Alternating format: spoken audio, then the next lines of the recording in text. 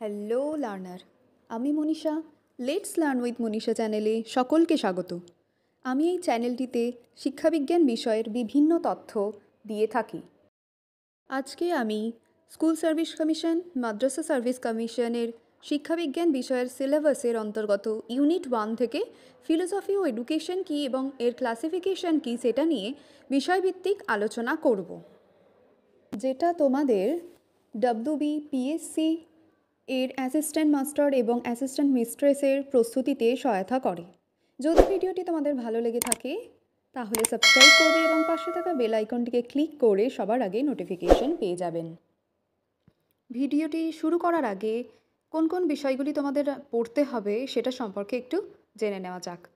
তো philosophy and education.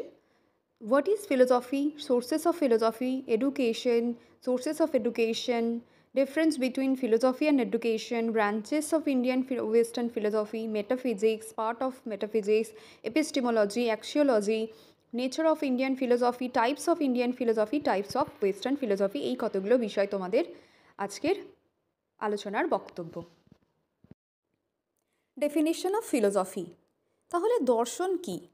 দর্শন হলো বিশ্ব ব্রহ্মাণ্ড সম্পর্কে সামগ্রিক জ্ঞান, অর্থাৎ এই জগৎ ও জীবনকে কেন্দ্র করে যে কোনো বস্তু, যে কোনো ঘটনার প্রশ্নের উত্তর দেয় এবং সেটাকে যুক্তিতর্ক চিন্তনের দ্বারা যে থিওরি বা তত্ত্ব প্রদান করে সেটাকেই বলছে কি?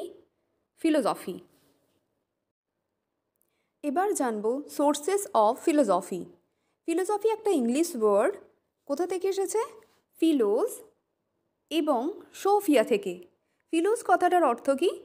Love or acquisition or interest, আর সোফিয়া কথার অর্থ হচ্ছে কি? নলেজ বা জ্ঞান। আক্ষরিক অর্থে তাহলে ফিলোসফি কথাটার অর্থ কি? Love for wisdom, acquisition of knowledge, আর কি? Experience or interest of knowledge. এরপর আসছে শিক্ষা কি?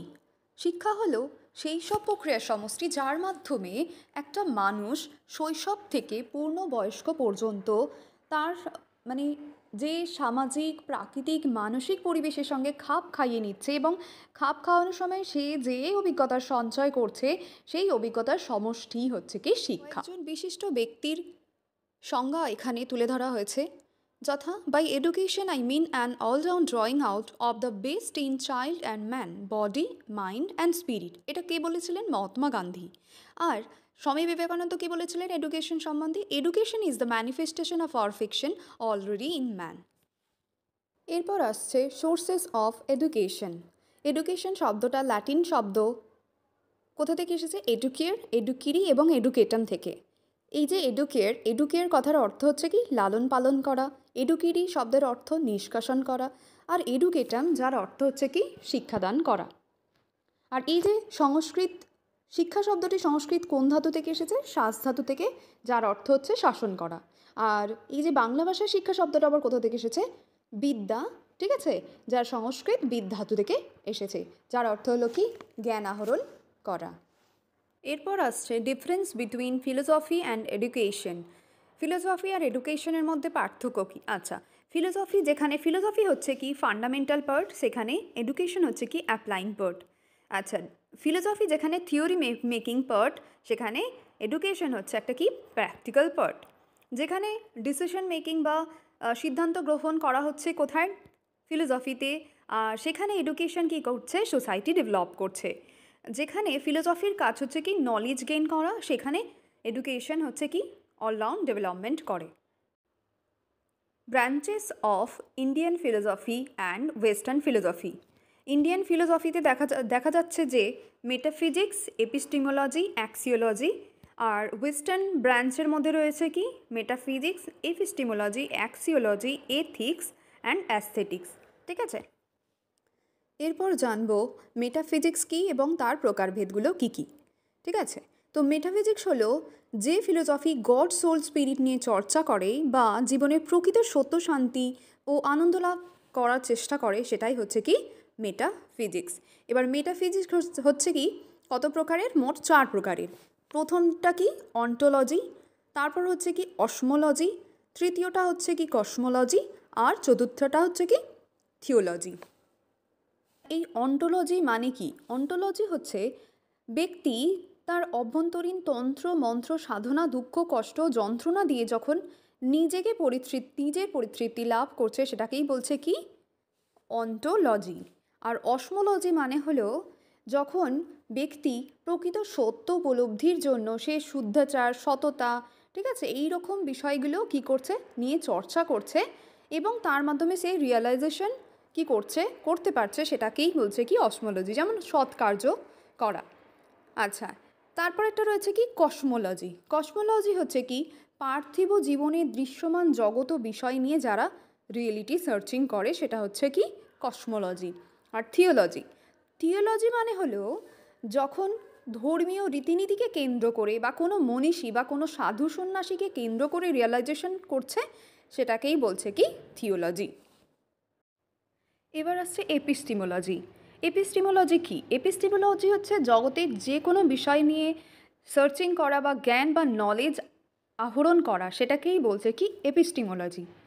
অর্থাৎ জীব জগতের যে কোনো বিষয় যে কোনো ঘটনা জীবনের শুরু থেকে মৃত্যুর আগে পর্যন্ত আমরা পঞ্চ জ্ঞানেন্দ্রিয়ের দ্বারা যখন সেই বিষয়টির প্রকৃতি বৈশিষ্ট্য তার যে ফাংশনস, হ্যাঁ, এই সমস্ত বিষয়গুলো যখন আমরা পর্যবেক্ষণ করছি, সেগুলোকে জানছি, সেগুলোকে উপলব্ধি করছি এবং সেগুলোর মাধ্যমে এক্সপিরিয়েন্স গেইন করছি, সেটাকেই বলছে কি এপিস্টিমোলজি।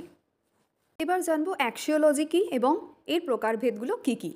তো জীবনে চলার পথে যে rules regulations ethics morality disciplines নিয়ে যে শাখা পর্যালোচনা করে সেটাই হচ্ছে কি অ্যাক্সিওলজি।